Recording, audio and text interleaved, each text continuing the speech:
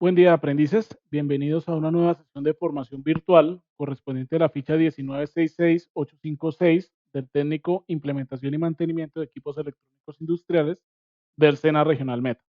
En la sesión de hoy vamos a trabajar sobre la inducción electromagnética. Es importante que antes de abordar esta clase virtual hayan visto, hayan estudiado muy bien, hayan tomado los respectivos apuntes de la clase anterior o de la sesión anterior correspondiente a principios de magnetismo. En esa última sesión finalizamos hablando de la inducción electromagnética y decíamos que cuando un conductor se mueve a través de un campo magnético que se encuentra estático, se produce un voltaje en los extremos del conductor, ¿cierto?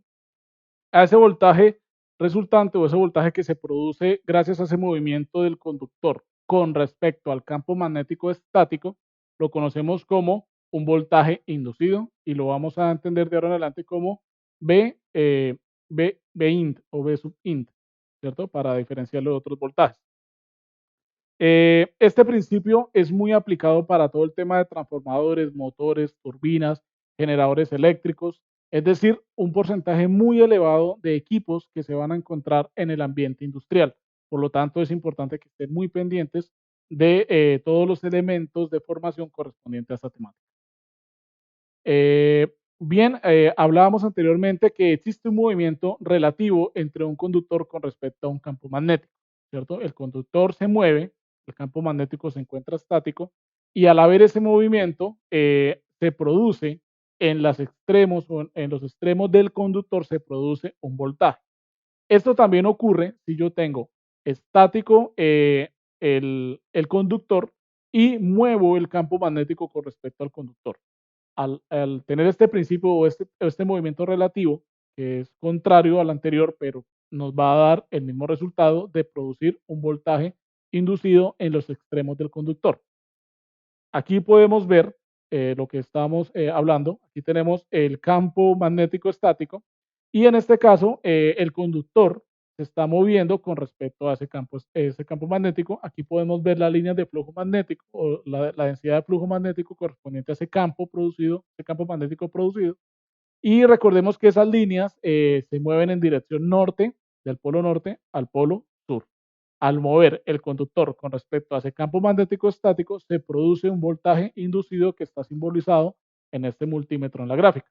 Lo mismo ocurre si está ahora el conductor está estático y el campo magnético es el que se mueve con respecto al conductor estático. Al producirse este movimiento relativo, también se produce un voltaje inducido que podemos ver simbolizado nuevamente en el voltímetro de la gráfica. Es importante que nosotros entendamos que la cantidad o la amplitud o la magnitud de ese voltaje inducido depende de tres factores fundamentales. El primero es la densidad de flujo magnético que se produce entre el campo magnético, que bien puede ser estático, bien puede estar moviéndose. La segunda es la longitud del conductor que se encuentra expuesto al campo magnético. En este caso tenemos una longitud determinada de este conductor, pero en el ejercicio o en un caso real debemos medir con mucha precisión cuál es la longitud real del conductor que se encuentra expuesto a ese campo magnético. Y por último, también debemos conocer la velocidad. Si conocemos estos tres factores, podemos también calcular el voltaje inducido como la multiplicación entre la densidad de flujo magnético, que se expresa en teslas, la longitud del conductor expuesto al campo magnético, que se expresa en metros, y la velocidad en que se mueve el conductor con respecto al campo magnético estático o con la que se mueve el campo magnético con respecto al conductor estático. Y esa velocidad la debemos expresar en metros sobre segundo. Y de esta forma podemos obtener una ecuación que nos permitiría calcular ese voltaje inducido por medio de inducción electromagnética. Este principio de inducción electromagnética es importante que lo tengamos en cuenta, ya que va a ser el principio de los generadores AC, que es un poco la finalidad de esta sesión, que entendamos muy bien cuáles son los conceptos de la generación de corriente alterna.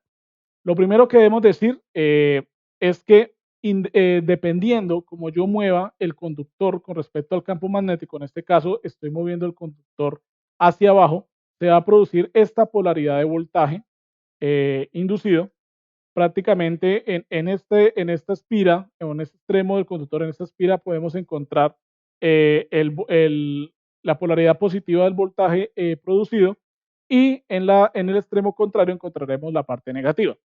Si yo muevo el conductor hacia arriba, lo que va a suceder es un cambio de la polaridad del voltaje.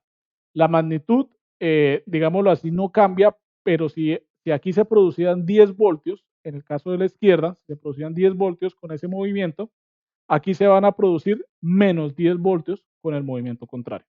Si lo tenemos con respecto a este marco de referencia que nos muestra acá. Ahora, si yo establezco claramente una trayectoria cerrada para ese voltaje inducido, pues lo que voy a producir es una corriente inducida, que en este caso, cuando muevo el conductor hacia arriba, tendrá esta dirección y si llego a mover el conductor hacia abajo, pues tendría la dirección contraria, esa corriente inducida, al tener una trayectoria cerrada. Y precisamente esa es la base, como lo decía anteriormente, de los generadores eléctricos. Solamente debemos tener en cuenta una cosa, y es que en este ejemplo, pues para simplificar un poco la explicación, mostramos es solamente un conductor, una espira, ¿cierto? Pero en los generadores eléctricos y en otras aplicaciones industriales no utilizan una espira, sino utilizan un bobinado.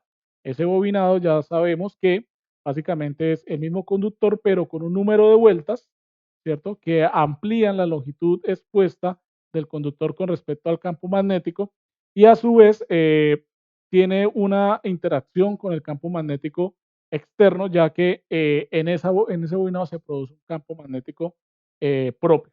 Entonces es importante tener en cuenta que para inducir una corriente mayor no se utiliza un único conductor, sino que se utiliza un bobinado con muchas vueltas de acuerdo a lo que se quiera generar. Este principio o estos principios de los que estamos hablando se conoce como la ley de Faraday. La ley de Faraday fue establecida por Michael Faraday, un físico que en 1821 descubrió que al mover un imán a través de una bobina que se encuentra, perdón, una bobina, se mueve el imán a través de una bobina, se produce un voltaje. Ese voltaje tendrá una polaridad si el movimiento es hacia adentro con respecto a un polo norte y un polo sur bien establecido o será contraria la polaridad si el movimiento es contrario. En este caso estoy retirando el imán y en este caso estoy ingresando el imán. Por lo tanto podemos ver que se producen dos voltajes con dos polaridades completamente diferentes, ¿cierto? Y esos voltajes, si se cierra una trayectoria por medio de una resistencia, pues vamos a tener una corriente inducida que es muy importante. ¿Cuál fue, digamos, el planteamiento exacto de la ley de Faraday? Es el que tenemos en la diapositiva y dice que la cantidad de voltaje inducido en una bobina es directamente proporcional a la rapidez del campo magnético con respecto a la bobina. Esto, esta expresión matemática que tenemos aquí es una expresión correspondiente a una derivada y lo que nos establece es que hay un cambio del flujo magnético con respecto al tiempo. ¿Y qué me establece ese cambio de flujo magnético? Pues me establece es el movimiento o la rapidez que yo estoy generando en este imán cuando lo muevo con respecto a la bobina pues que en este caso está estática y es quien permite que se produzca ese voltaje inducido. El segundo elemento que plantea Faraday es que la cantidad de voltaje inducido en una bobina es directamente proporcional al número de vueltas de alambre que hay en la bobina. Ya habíamos dicho en la clase anterior que ese número de vueltas lo vamos a simbolizar con la letra N mayúscula. Estos son los dos planteamientos y pues tiene mucha relación con lo que hemos venido anteriormente, con lo que les decía que no se utiliza un conductor únicamente, sino que se utiliza un conductor o una bobina con un número de vueltas tal que aumente la corriente que se induce en este circuito electromagnético. La ley de Lenz, la ley de Lenz lo que nos establece es que existe una polaridad en ese voltaje. Si yo muevo, en este caso, si yo muevo el imán, lo muevo con esta dirección hacia la derecha, mientras que el bobinado está moviéndose a la izquierda, se va a generar una polaridad positiva y una dirección de la corriente, en este caso que iría hacia arriba, un poco apoyándose en lo que hemos visto de la ley de la mano derecha. Si tenemos el movimiento contrario, en el cual,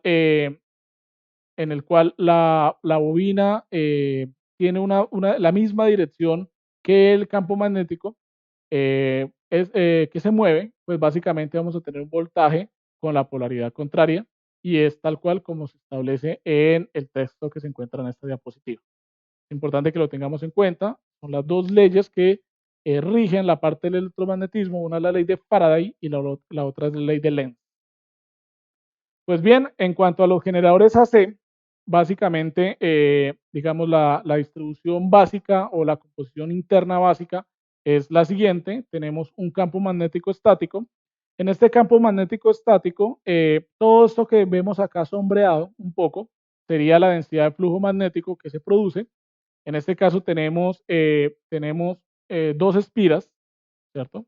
Entonces tenemos estas dos espiras. Esas dos espiras llegan a unas escobillas y a unos anillos rozantes, los cuales a su vez llegan a una carga resistiva, que es la que nos permitirá que exista una corriente y sobre la cual podamos medir el voltaje inducido.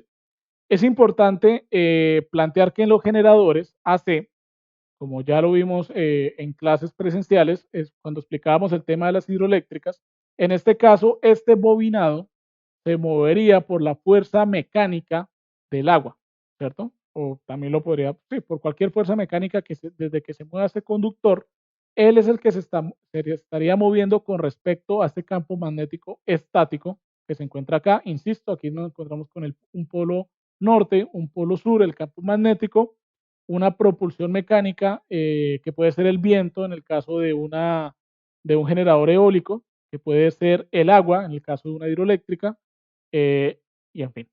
El hecho es que al tener estas dos bobinas se produce un voltaje en esta carga. Aquí sencillamente tenemos el mismo dibujo, está simbolizado en este caso en la densidad de flujo magnético, las líneas de flujo magnético del polo norte al polo sur. Nuevamente tenemos los anillos y en estas escobillas es donde se produce el voltaje y aquí se da un movimiento de este conductor, lo cual permite que este voltaje. Entonces, insisto, básicamente estamos convirtiendo un movimiento mecánico que se encuentra dentro de un campo magnético, está produciendo energía eléctrica. Si nosotros analizamos los movimientos por revoluciones, entendamos una revolución como una vuelta. En este caso, la posición inicial era totalmente horizontal y en este primer cuarto, que como nos indica la flecha, llega de una posición horizontal a la posición vertical que podemos ver en la gráfica. Al tener un movimiento mecánico que me permita mover esa espiral. Entonces, insisto, en un primer momento, sin movimiento, sin propulsión mecánica, se encontraba totalmente horizontal, más o menos como estoy moviendo el cursor, y cuando ya se dio el cuarto de la revolución, el cuarto de la vuelta, la espira queda totalmente perpendicular a las líneas de flujo magnético que se encuentran entre el polo norte y el polo sur. Cuando nosotros tenemos la espira en la condición inicial totalmente horizontal, tenemos que el campo magnético atraviesa, digamos, el conductor por este espacio hueco que queda en la mitad. Por lo tanto, nos simboliza, aquí en este osciloscopio que está simbolizando el voltaje que estamos midiendo, nos simboliza que es 0 voltios.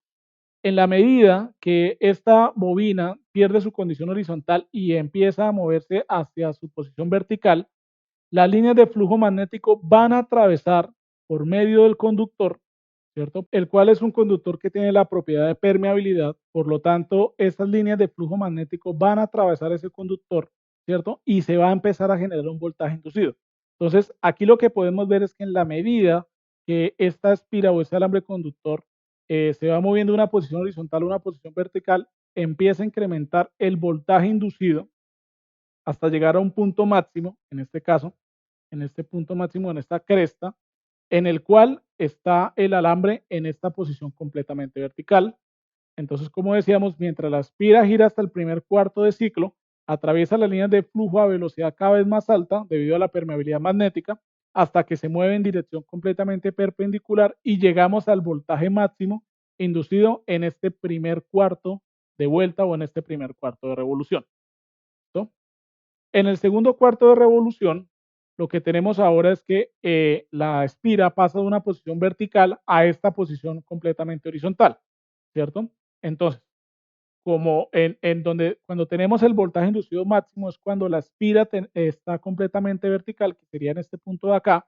En la medida que la espira viene a ganar su posición nuevamente horizontal en ese punto o en esa medida, va a decrementarse, perdón, va a decrementarse el voltaje inducido, que es lo que podemos ver en esta parte, hasta llegar a un valor cero, que es en el momento en el que la espira o las dos espiras se encuentran completamente horizontal, es decir, completamente perpendiculares a la línea de flujo magnético. Recuerden, perpendiculares, si estas líneas vienen bajando, esto se encuentra horizontal, o sea que forman un ángulo de 90 grados y en ese punto el voltaje inducido es de 0 voltios, como nos muestra en la gráfica de este osciloscopio, que cuando terminamos la mitad de la vuelta o los 2/4 de la revolución, podemos estar nuevamente en 0 voltios inducidos. Mientras termina la tercera y la cuarta revolución, que son estos dos casos que tenemos acá, estábamos nuevamente en condición horizontal y ahora estamos nuevamente en posición vertical, pero este 3/4 es diferente al cuarto que habíamos visto anteriormente porque la espira ahora va a estar en la parte de abajo en el polo magnético sur, ¿cierto? Entonces, durante ese momento, cuando estábamos en cero al final de los 2/4, se va a incrementar el voltaje, pero con polaridad negativa nuevamente hasta llegar a un valor pico máximo en un semiciclo negativo que corresponde al estado en el que la espira se encuentra en posición completamente vertical, pero insisto, se diferencia del cuarto anterior porque ahora este fragmento de la espira se encuentra más cercano al polo sur con respecto a la posición que tenía en el primer cuarto de revolución en el cual se encontraba más cerca del polo norte. Ahora, cuando pasamos de los 3/4 a los 4/4, pues sencillamente el voltaje que tenía polaridad negativa empieza a decrementarse hasta que vuelve a estar en 0 voltios y se cumple el primer ciclo de la señal. Entonces, ya vimos que un ciclo sería equivalente a una revolución por segundo, ¿cierto? Una revolución que se dio completa, una vuelta completa, y particularmente el ciclo se completa cuando vuelve a la posición inicial la señal con la que se empezó a medir el ciclo. En este caso, si yo continuara esta señal, pues ella se seguiría construyendo de forma senoidal y se extendería más allá de lo que podemos ver en este osciloscopio. Aquí podemos ver una animación, un pequeño GIF. Entonces, en este GIF podemos ver que hay un movimiento mecánico, en este caso, que está moviendo las espiras. Tenemos un campo magnético estático, una densidad de flujo magnético o una línea de flujo magnético estática de norte a sur. Y podemos ver que en la medida del movimiento que se va dando en la espira, se está induciendo un voltaje, en este caso positivo, valor máximo es 0, negativo máximo, 0, positivo máximo, 0, negativo máximo, 0 y continúa generándose la señal AC. Es por esta razón que la corriente alterna, pues digamos la doméstica con la que generamos energía eléctrica domiciliaria, tiene forma senoidal. ¿Que las ondas AC son solo senoidales? No. Hay otro tipo de ondas, como las ondas cuadradas, los impulsos, están las ondas triangulares, están las dientes de sierra, que ya veremos más adelante, pero por ahora lo que es importante que entendamos es que en la generación de corriente o de voltaje alterno, domiciliario o industrial, las formas de ondas alternas son formas de ondas senoidales o sinusoidales, que de ambas formas está bien dicho.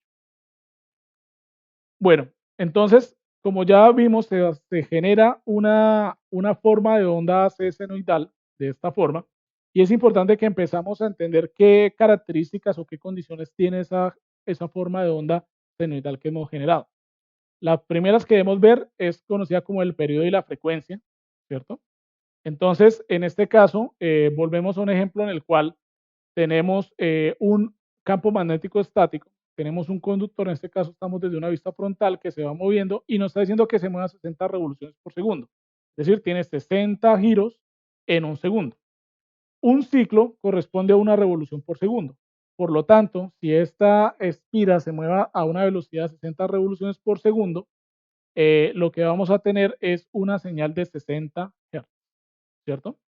Y 60 Hz quiere decir la frecuencia con la cual se repite esta señal. Insisto, un Hz es equivalente a una revolución por segundo de esa espira que se encuentra en movimiento. Si queremos calcular el periodo, que es el tiempo en el que se demora en la señal en hacer este recorrido, lo que tenemos que hacer es dividir 1 sobre la frecuencia, en este caso que era 60, y eso nos va a dar en términos de tiempo. Miremos, miremos en este caso, cuando tenemos nuevamente un conductor estático, un campo magnético estático, ahora nuestro conductor en movimiento se va a mover más rápido a 120 revoluciones por segundo, por lo tanto tendremos una frecuencia de 120 Hz. Es decir, que en el mismo tiempo ocurre el doble de semiciclos positivos y negativos en esa señal. Entonces, les decía anteriormente, si quiero calcular la frecuencia, si me dan el periodo, pues la frecuencia es el inverso del periodo, y si quiero hallar el periodo, es el inverso de la frecuencia. En este caso, el periodo para una señal de una frecuencia de 60 Hz es de 16,6 milisegundos, mientras que el periodo para una señal de 120 Hz es de 8,3 milisegundos, lo cual nos indica que entre mayor frecuencia tengamos en nuestra señal, menor periodo vamos a tener, es decir, la señal se repite con un tiempo menor. Si la frecuencia es baja, el periodo va a ser mayor. Supongamos una frecuencia de 1 Hz. 1/1 es 1, por lo tanto el periodo va a ser 1 segundo. Es decir, que en una señal senoidal de 1 Hz, quiere decir que el ciclo dura 1 segundo. El ciclo en el que inicia la señal hasta que la señal se repite en ese mismo punto dura 1 segundo. En este caso es importante que lo tengamos en cuenta. Esto es importantísimo. Son ecuaciones supremamente fáciles, que sencillamente es la frecuencia es el inverso del periodo y por ende el periodo es el inverso de la frecuencia. Existen otras técnicas para ampliar la frecuencia y esas técnicas corresponde a no usar ahora solamente un polo, o sea, una combinación de polo magnético, perdón, un dipolo magnético norte, un dipolo magnético sur, sino que ahora lo que se plantea es usar dos pares de polos magnéticos. En este caso tienen esta composición para que las líneas de flujo magnético vayan de norte a sur, de norte a sur, de norte a sur y de norte a sur. Y nuevamente con un movimiento inducido en un conductor se va a producir un voltaje inducido. Con un movimiento de este conductor se produce un voltaje inducido.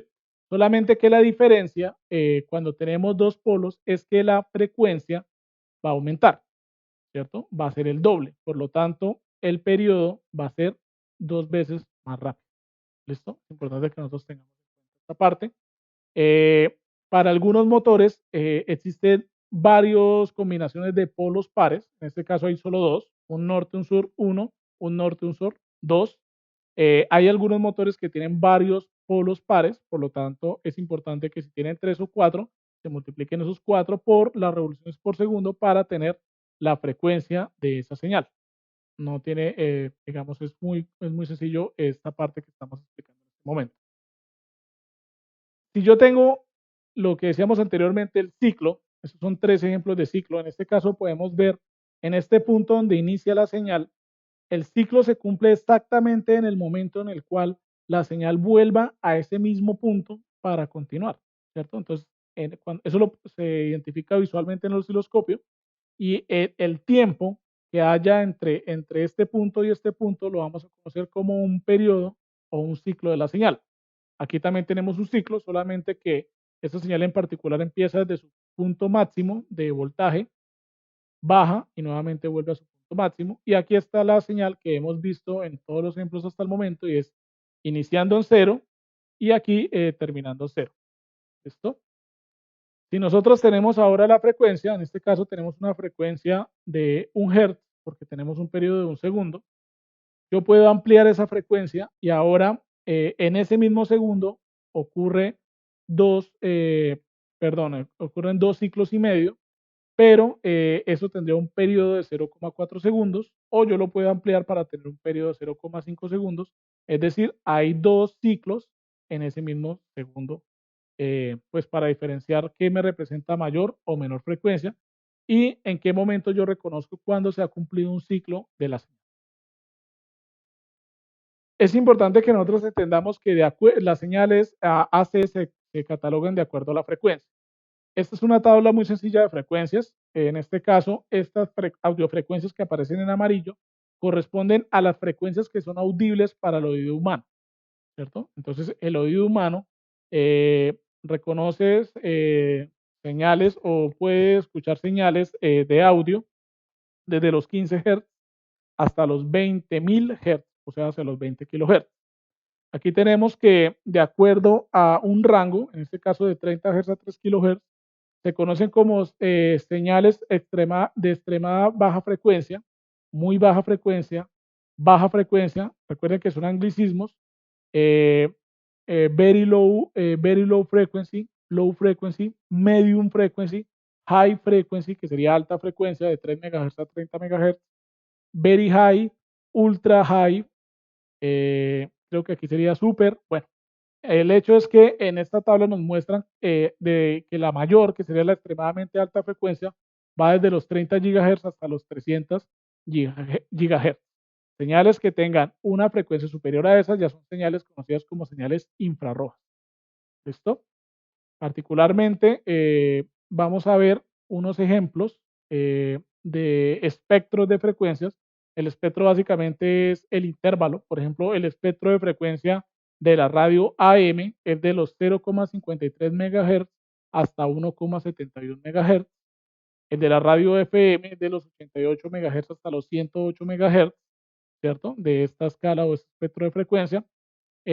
Antes de la televisión digital, pues teníamos estos espectros de frecuencia para, de acuerdo al número del canal, del 2 a 6, del 7 al 13, del 14 al 83. Si o la emisión no tenía una buena, perdón, si el televisor no tenía una buena recepción de la señal, por eso algunos canales los veíamos como pixelados y otros los veíamos con mayor nitidez. Eso ya no ocurre evidentemente con la televisión satelital digital. Aquí tenemos que las señales GPS tienen señales de 1,57 GHz, un horno microondas de 2,45 GHz y el Wi-Fi que tenemos en nuestras casas, la mayoría de nosotros va desde 2,4 GHz hasta 2,56 GHz. Estos serían los espectros de frecuencia que podemos encontrar en algunas aplicaciones electrónicas. Ahora, si ya tenemos la frecuencia, ahora también podemos hablar de la amplitud. La amplitud, si la frecuencia es, digamos, lo que podemos medir en esta escala horizontal, la amplitud es lo que podríamos medir en esta escala vertical y corresponde a unos valores de voltaje que pueden ser de 5, 10, 15, 20 voltios, 0 voltios en el caso del cruce de los dos ejes como tal. Básicamente, si decíamos que para aumentar la frecuencia con la ley de Faraday era aplicar otro par de polos magnéticos, para aumentar la amplitud, lo que tenemos que hacer es aumentar el número de vueltas y la rapidez del cambio, o sea, la rapidez del movimiento de nuestras espiras con respecto al campo magnético. De esta forma es que yo puedo aumentar la amplitud porque estaría aumentando la corriente inducida que se puede generar en la bobina que tenga un mayor número de vueltas.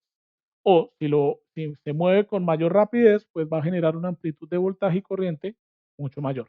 Entonces son los dos principios. Para tener mayor frecuencia, aumentamos un par de polos magnéticos.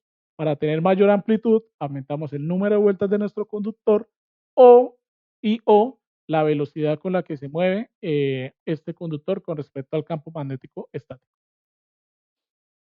Entonces, bueno, aquí está, al incrementar las revoluciones por segundo, si aumentamos, se aumenta también la frecuencia y la amplitud, eso ya lo habíamos entendido también. Y pues, como les decía anteriormente, el método más práctico para incrementar la amplitud del voltaje es aumentar el número de espiras de alambre conductor. ¿Listo? Bueno, entonces en cuanto a frecuencia y amplitud, por ejemplo, tenemos esta señal AC, que corresponde a una señal sismográfica. Básicamente, en este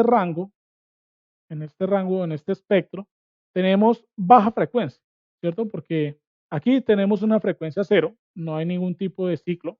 Aquí en este caso tenemos una frecuencia muy baja. ¿Cómo podemos ver la frecuencia? Pues porque demora un tiempo particular en completarse ese ciclo. Aquí vemos también que se demoran en completarse los ciclos. Por lo tanto, podemos decir que la señal tiene baja amplitud porque estamos en cero y tiene baja frecuencia porque se repite, digamos, o el periodo es muy grande en la repetición de esta señal. Aquí en esta parte de la mitad podemos ver que la amplitud, en este caso estos picos verticales, ha aumentado, pero también ha aumentado la frecuencia. Aquí podemos ver que, digamos, parece que fuera, digamos, la repetición no es visible al ojo, sea, el ciclo no es visible al ojo, por lo tanto podemos decir que tiene una frecuencia muy alta. Aquí podemos ver que disminuye la amplitud, pero seguimos teniendo una frecuencia bastante alta en la señal. Esto es importante que entendamos estas dos diferencias.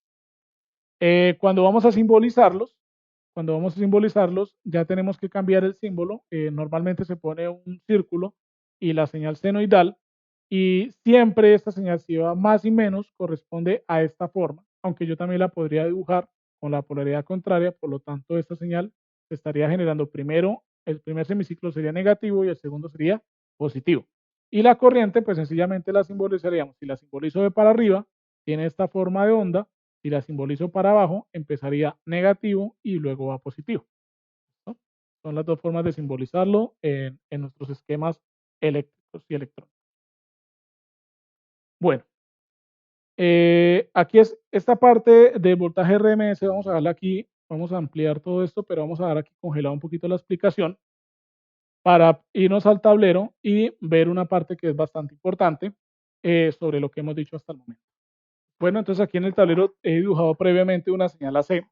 Lo primero que debemos hacer cuando tenemos una señal AC es identificar el ciclo o el periodo, la frecuencia de la señal, ¿cierto? Lo primero es identificar el punto donde inicia esa señal, ¿cierto? Y hacemos el recorrido de la misma e identificamos el punto donde la señal se vuelve a repetir. Entonces, identificado ese punto, entendemos que aquí ha transcurrido un ciclo de la señal. Y ese ciclo se corresponde a un periodo, a un T de la señal. Por lo tanto, es común que yo simbolice en la señal, o perdón, en la gráfica, simbolice este punto como un punto T, que sería un punto correspondiente a un periodo, un punto T medios, o sea, medio periodo, un punto 3T medios y un punto 2T, que quiere decir que ya en ese punto se encuentran dos ciclos de la señal. ¿Listo? Entonces recordemos que cuando tenemos un ciclo corresponde a un periodo de la señal, y si yo quiero calcular la frecuencia de esta señal, pues sencillamente, perdón, si quiero calcular la frecuencia, digo que la frecuencia es igual a 1 sobre t. ¿Listo? Entonces por ahora vamos a suponer que esta señal, eh, esta señal tiene 60 Hz, que es más fácil suponer sobre la frecuencia. Entonces suponemos que esta señal tiene una frecuencia de 60 Hz, que fue una que habíamos trabajado en un ejemplo anterior. Por lo tanto, esto va a tener un periodo de 16,6 milisegundos. Es decir, que en 16,6 milisegundos se repite. Si yo dijera que esta señal es de, digamos, de 10 Hz, cambiémoslo ahora, de 10 Hz, pues entonces el periodo de esa señal va a ser ahora 0,1 segundos, que sería 1 sobre 10. 0,1 segundos, o sea, 100 milisegundos. ¿Listo? Entonces, esta es la parte importante que debemos tener en cuenta para la parte de frecuencia. Ahora, para la parte de amplitudes, lo primero que debemos identificar, o lo primero que vamos a identificar, es algo que conocemos como el voltaje pico, que sería este punto de acá, el punto máximo que alcanza esta señal. Es importante, antes de pasar a esa parte, que si tenemos un ciclo, esto lo vamos a conocer como un semiciclo.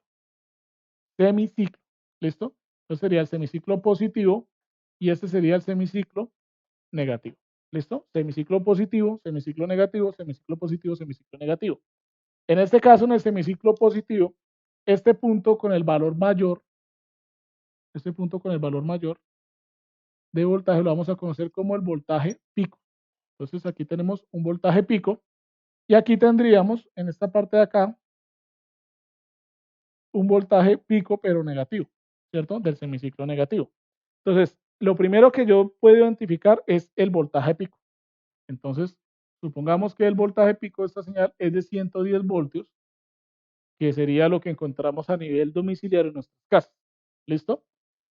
Hay otro elemento que se puede hallar y que lo vamos a conocer como el VPP, que significa voltaje pico a pico.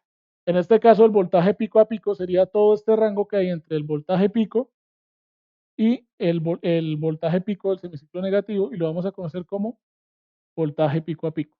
Y ese voltaje pico a pico es igual a 2 por el voltaje pico, en este caso sería 220 voltios. ¿Listo? Entonces, ese sería lo primero que debemos identificar ahí, el voltaje pico y el voltaje pico a pico. ¿Listo? Eh, amplitud del semiciclo positivo, amplitud del semiciclo negativo, que era esta de acá, que iría hasta acá. Aquí tendríamos un BP, ¿cierto? Normalmente este BP también se pone positivo porque si usted resta los dos, pues le daría cero. Y pues la idea es que el voltaje pico a pico no sea un valor cero, sino que sea la multiplicación de 2 veces el voltaje pico que tenemos hasta el momento. ¿Listo? Entonces volvamos a las diapositivas y miremos qué es esto del voltaje eficaz o el voltaje RMS. Miremos que aquí esté la grabación. Listo. Entonces, lo primero que debemos entender es que si yo, aquí tenemos en este caso una resistencia que está conectada al agua, pues no es para que lo hagamos, sino es para simbolizar un ejercicio en el cual vamos a medir la temperatura del agua. Tenemos una fuente de corriente de voltaje DC y una fuente de voltaje AC, un interruptor 1 y un interruptor 2. Lo primero que debemos entender es que existe algo que se llama adicional al voltaje pico, al voltaje pico a pico, que se conoce como el voltaje RMS o los valores eficaces. RMS viene un anglicismo que significa root mean square, que significa la raíz cuadrada de la media de los cuadrados. ¿Y qué quiere decir o hacia dónde va esta cuestión del RMS? Y parte de una pregunta que yo quiero que nos hagamos y es la siguiente. Si yo tengo digamos que cierro el interruptor 2, tengo un voltaje, supongamos que es el anterior que acabamos de ver, de 110 voltios, tengo una resistencia, ¿cierto? Perdón, tengo una resistencia y yo entendería que aquí debe haber una potencia disipada por esa resistencia en forma de calor. La pregunta es, si la señal AC no tiene un valor fijo, o sea, tiene un semiciclo positivo, un semiciclo negativo, pero solamente en un instante de tiempo llega al valor máximo, ¿cómo hacemos para saber, o sea, un valor pico solamente llega a un instante de tiempo, cómo hacemos para saber con exactitud cuál va a ser la potencia suministrada en esta resistencia? ¿Cierto? Porque, insisto, si el voltaje varía en el tiempo, yo no puedo determinar o no podría saber cómo determinar una potencia neta en esa resistencia. Y si yo lo calculo con cada uno de los instantes de tiempo, pues digamos, en un instante de tiempo el voltaje va a ser cero. Entonces la potencia sería cero. En un instante de tiempo la potencia sería 110, que es el voltaje pico, entonces sería la potencia máxima. Entonces yo no podría hallarlo de esa forma. Entonces, la forma como se determinó cuál es el voltaje efectivo real que, digamos, que llega al equipo sin disiparse en calor, fue primero que todo de la siguiente manera. Se abren los dos interruptores, como muestra la gráfica, cerramos el interruptor 1 y tenemos la acción de una fuente de voltaje DC con una resistencia. Esta resistencia va a disipar energía por medio de calor y vamos a tener una temperatura particular en esta fuente de agua. ¿Por qué con una fuente DC? Porque como la fuente DC no varía su valor en el tiempo, ella sí nos permite determinar cuál es el valor neto de esa potencia que está disipando la resistencia, pero lo estamos representando en un valor de temperatura, supongamos 40 grados, por decir algo, ¿cierto? Entonces, para poder determinar el valor neto de la potencia que va a suministrar y que se va a disipar en esta resistencia por parte del generador de corriente alterna, abrimos el interruptor 1 de la fuente de voltaje, cerramos el interruptor 2 y empezamos a variar el voltaje de tal forma o hasta el punto en el cual el voltaje llega a los 40 grados centígrados, que estoy suponiendo que llegó cuando se disipó en la fuente de C. ¿Esto para qué es? Para saber en qué momento o con qué valor de voltaje, con qué magnitud de voltaje AC se está disipando el mismo valor de potencia con respecto a una fuente de C. Se hizo este experimento y lo que se determinó es que el voltaje efectivo que se tiene sobre un instrumento es igual al voltaje pico sobre raíz de 2. ¿Listo? Y por ende, la corriente real, o sea, la corriente efectiva, por eso es importante que nos grabemos esto por la palabra efectiva, es igual a la corriente pico sobre raíz de 2. ¿Listo? Así lo metemos en la calculadora. Si yo quiero saber, si me dicen el valor de esa señal senoidal RMS 100 voltios, calcula el voltaje pico. Pues sencillamente mando este raíz de 2, paso este raíz de 2, que está viendo lo paso a multiplicar y la fórmula va a ser voltaje pico igual a BRMS por raíz de 2. Pero en este caso lo que me interesa es, teniendo el valor pico, hallo del voltaje RMS de la señal. Entonces, si pasamos al tablero nuevamente, entonces tenemos acá que el voltaje RMS, el voltaje RMS es igual al voltaje pico sobre raíz de 2, o sea, 110 voltios sobre raíz de 2. Ustedes lo hacen en su calculadora, eso les tiene que dar aproximadamente 77,78 voltios. Es decir, que de los 110 voltios, esto es el valor efectivo que le está llegando a nuestro instrumento, a nuestra carga, sin disiparse en calor. Si yo lo ubico por acá, tendríamos más o menos, por decir algo, que el voltaje RMS estaría ubicado por acá. ¿Listo? Entonces es importante que nosotros tengamos en cuenta eso.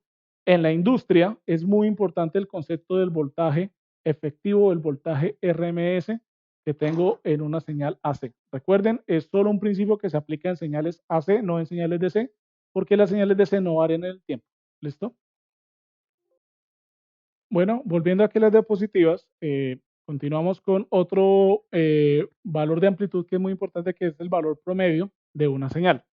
Lo primero que yo debo entender es que es útil el valor promedio de una señal cuando yo estoy calculando voltajes de fuentes de potencia, ¿cierto? Lo primero que debo tener en cuenta es que si yo sumo o identifico el valor promedio de una señal teniendo en cuenta el semiciclo positivo y el semiciclo negativo, va a ser cero. O sea, el promedio, que sería toda la mitad, sería cero en una señal AC en condiciones normales de generación. Por lo tanto, el valor promedio de una onda seno se define solamente durante un semiciclo. Es decir, tomamos el semiciclo positivo y a partir de él es que medimos cuál es el valor promedio o calculamos el valor promedio. Este cálculo del voltaje promedio va a ser igual a 2 veces por el voltaje pico positivo sobre pi. Si lo quiero calcular en corriente, pues sería 2 veces la corriente pico sobre pi. Y de esta forma tenemos el valor promedio, que también puede ser muy útil en algunas aplicaciones o en algunos ambientes industriales. Bueno, para finalizar esta parte, los equipos de medición o en los equipos de medición en los multímetros, estos son dos multímetros normales, es importante que, especialmente con esta parte del RMS, no todos, tengamos en cuenta que no todos los multímetros tienen la capacidad de medir el RMS. La mayoría nos entregan es el voltaje pico. Para saber si mi multímetro mide el voltaje RMS, él debe estar rotulado, como nos muestra aquí en las gráficas, con las palabras True RMS. Debe decir en alguna parte de este punto True RMS para que yo tenga una noción exacta si este multímetro me permite medir el voltaje eficaz que tengo en mi red AC. ¿Listo? Entonces es importante que eso lo tengamos muy en cuenta. Entonces el multímetro debe estar rotulado con True RMS y recordemos que solo sirve para medir señales AC periódicas. Es importante esto sin componente de C, es decir, que su valor promedio es igual a cero. Es decir, que toda la mitad de la señal está ubicado en el eje cero de la señal, como la que dibujamos en el tablero anteriormente. ¿Listo? Bueno, otro equipo de medición muy común es la pinza amperimétrica. La pinza amperimétrica, como ya les había dicho en clase, tiene la particularidad que no necesito abrir el circuito para poder medir la corriente, sino que el conductor estaría, digamos, al abrir la pinza, el conductor quedaría en la mitad de estas mismas sin necesidad de que haya contacto en ninguno de sus extremos, ¿cierto? Eh, ¿Con qué principio lo hace? Lo usa con el principio de inducción electromagnética. Básicamente lo que aquí está simbolizado en rojo es un conductor, en el conductor donde queremos medir la corriente. Este anillo simbolizaría la pinza amperimétrica que está internamente, esto es de pasta, pero está recubierto internamente por un material con buena permeabilidad magnética. Ese material en este punto de acá tiene este bobinado de corriente, ¿cierto? Con un número de vueltas que evidentemente es clara y que se conoce por parte del fabricante, ¿cierto? Y entonces, como yo tengo aquí un conductor de corriente, normalmente las pinzas aperimétricas miden rangos de amperios, es decir, que son corrientes con cargas muy altas.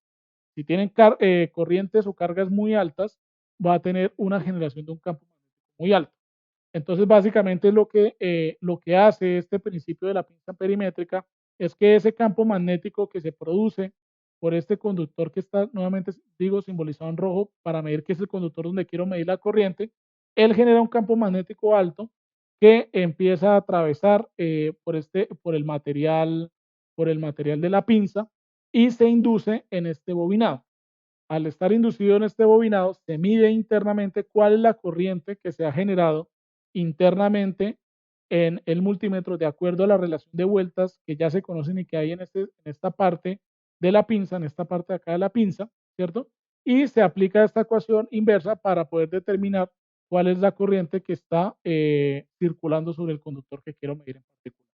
Estas prácticas, cuando retornemos a la presencialidad, en algún momento vamos a verlas para poder hacer mediciones de corrientes con altas potencias en ambientes industriales y en ambientes trifásicos.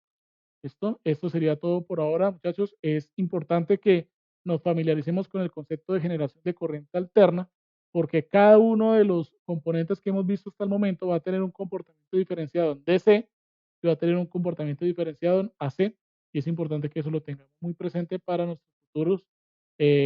nuestras futuras actividades de formación. Bueno, eso sería todo por ahora. Muchísimas gracias.